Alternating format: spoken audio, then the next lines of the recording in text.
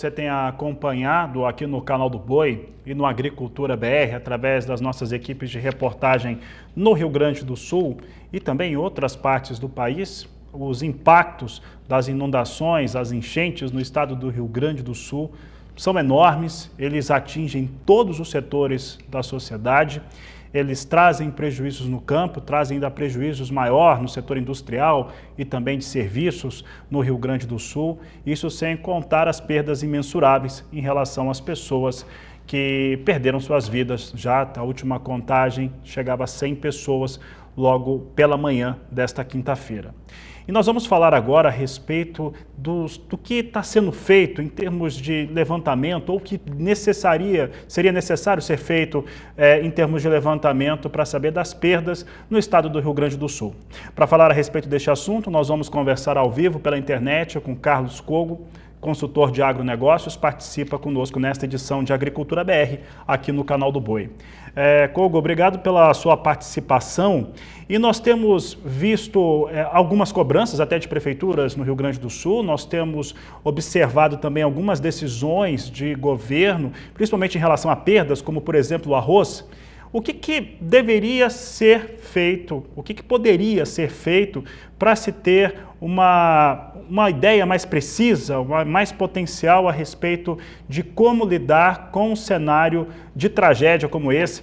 E como que poderia ser feito, num momento como esse, um levantamento que trouxesse alguma precisão ou algum parâmetro mais claro a respeito das perdas no estado do Rio Grande do Sul? E aí falando especificamente do setor agropecuário. Boa tarde, seja bem-vindo. Boa tarde. Nesse momento, como você já mencionou, ainda é muito cedo para a gente conseguir algum levantamento de forma mais precisa, né? O que acontece é que as imagens que chegam para nós aqui das regiões atingidas no interior, silos, armazéns, as granjas de suínos, de aves, e todas as instalações de silos e propriedades estão ainda debaixo d'água, né? E muitas lavouras destruídas. Então, nesse momento, realmente é muito difícil qualquer levantamento. Todo levantamento que nós estamos vendo nesse momento, inclusive de perdas em volume ou em valores, eles não vão refletir a realidade, pois é simplesmente impossível detectar isso. A gente imagina que as águas devem baixar a níveis próximos de normal entre 8 a 10 dias, e aí sim vai poder se colocar equipes em campo e saber a dimensão dos estragos. Nós temos dois níveis de estrago. Nós temos estragos de lavouras não colhidas até o início das enchentes, e nós temos estragos de estoques já colhidos, de instalações, de grandes armazéns de indústrias, de cerealistas, cooperativas e também em nível de propriedades. Então, tem todo tipo de dano e de prejuízo, e logo mais a gente vai ter noção disso. O que dá para saber nesse momento é o que não havia sido colhido e qual é o potencial de risco, quais volumes estariam em risco de serem perdidos em função de ainda as colheitas não terem chegado. As colheitas estavam atrasadas aqui no Rio Grande do Sul esse ano, até mesmo em função de questões climáticas. Então, mais uma coisa que se somou ao problema das enchentes. Cogo, falando a respeito do arroz, porque é um dos temas que tomaram conta do país nesta semana, e também a decisão do governo federal, através do Ministério da Agricultura, em importar até 1 milhão de toneladas. E aí eu vou colocar algumas questões, porque nós queremos saber o seu entendimento sobre esse aspecto. Nesta última quarta-feira mesmo, eu conversava com o Antônio da Luz, economista-chefe da Farsul, aqui ao vivo, no Agricultura BR, e ele me falava o seguinte, que a medida que necessária seria algo muito mais a ver com o escoamento da produção e daquilo que nós temos no Brasil, e que importar teria ali um impacto de preços mais alto no arroz, ao tentar comprar arroz no momento em que os fornecedores, né, os demais produtores no mundo não teriam. Eu queria saber como é que você enxerga essa questão do arroz, porque ele faz parte da cesta básica do brasileiro e acaba trazendo um impacto muito forte na inflação do país. O que poderia ser feito em relação a este fator, que não necessariamente, e aí também saber sua opinião sobre importar ou não, mas não necessariamente a importar, já que vai demorar um tempo para chegar esse arroz no Brasil também. Bom, primeiramente explicar que o Brasil importa arroz de maneira regular. O Brasil é um país que exporta em torno de 1,5 milhão de toneladas de arroz por ano e importa em torno de 1 milhão a 1,2 milhão toneladas, principalmente de países do Mercosul. Nossos vizinhos aqui, na ordem Paraguai, Uruguai e Argentina, são os 3 maiores supridores. Essa importação já existe, não é nada novo. O que acabou repercutindo na mídia é uma decisão, a meu ver, equivocada, intempestiva, inoportuna e dá para dizer que no longo prazo desastrosa do governo federal tomar a iniciativa de importar arroz. Desde os anos 90, o governo federal não faz mais operações de importações, elas são feitas pelo setor privado. Antes de qualquer coisa, e antes dessa medida ter sido adotada, que foi adotada no tempo, no timing errado, e concordando com a entrevista do amigo Antônio, primeiramente deveria-se fazer um balanço real das perdas que nós tivemos aqui. Num primeiro momento, nós estamos estimando perdas de 800 mil toneladas até 1 milhão de toneladas. Depois desse balanço final, e também aplicando soluções, que é o grande problema hoje, é verdade, só depois disso estudar um zeramento da alíquota de importação de países fora do Mercosul.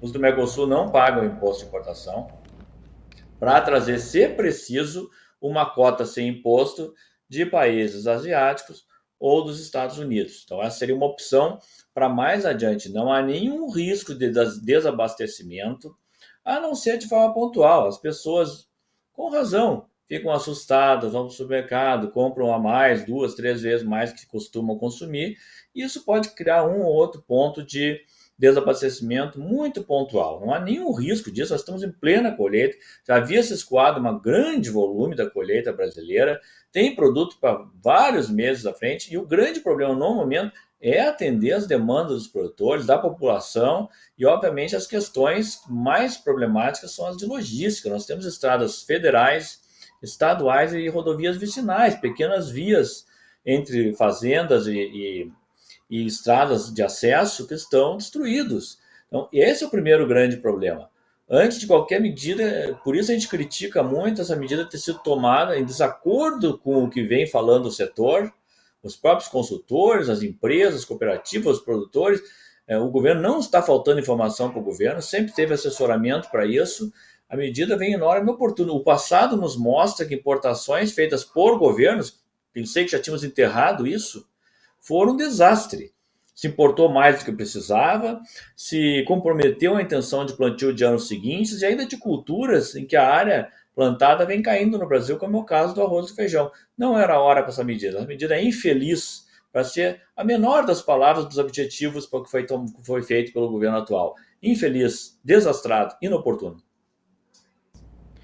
E Kogo, e aí falando também ainda em torno dessa questão, internamente, eu estou falando de tarifações estaduais, ICMS, o custo de infraestrutura e logística, ele tende a ficar mais caro porque isso foi muito prejudicado no Rio Grande do Sul. Como fazer com que esses mecanismos, quando não estiverem prontos, que é o que vai acontecer quando essa água baixar, mas como fazer com que ele fique mais acessível, pelo menos no custo que ele vai ter, não só para o Rio Grande do Sul, mas para os demais estados também? Perfeito. Essa, aliás, foi uma das 4 sugestões que nós aqui na consultoria fizemos ao governo, abertamente. Uma delas é realizar leilões de prêmio de escoamento de produto, em que você cria subsídios através de leilões para levar o produto das regiões produtoras para regiões consumidoras. O Brasil é grande, nós temos que levar arroz até o nordeste do país. O governo, sim, nisso já tem know-how, está acostumado a fazer leilões e poderia fazer esse tipo de colaboração que é muito mais útil nesse momento.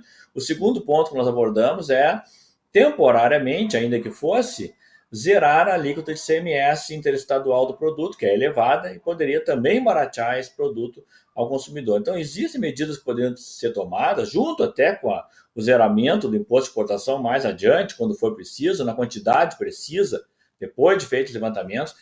Tem muitas medidas que poderiam ser tomadas. E essa de atender as questões logísticas, é claro, sem dúvida, concordo, é a mais iminentemente necessária aqui para que as coisas voltem ao normal. E é importante dizer uma coisa: o arroz de fora não vai chegar aqui mais barato que o arroz brasileiro, de forma nenhuma.